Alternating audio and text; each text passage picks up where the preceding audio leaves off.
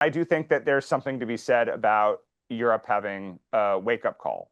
I think it's something in between an emotional reaction and catalyzed into full comprehensive implementation. But the wake-up call is real. The defense spending at the national level is real, and that is good for each of these economies. Just the problem is the economies are too small. Each country has too few weapons, and the regulations are too stringent. But I do think you're starting to see rumblings around a deregulation agenda, and it's just going to take the right kind of leadership.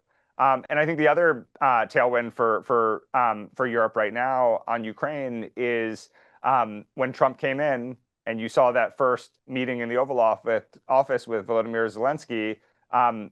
That looked much more like a tailwind, and I think Europe was, and remember, Trump had cut off intelligence capabilities to the Ukrainians as well, and it looked like the Europeans were going to be saddled with something that they weren't equipped to manage on their own. And now, I'm not going to say Trump has done an about face, but I do think that he has figured out that Ukraine has been a tremendous catalyst to get defense spending up to past 2% and maybe even up to 5%. He's also figured out that the vast majority of weapons that Europe needs to fund the war or support the war effort can actually be bought from the United States, right? And so if you think about the U.S.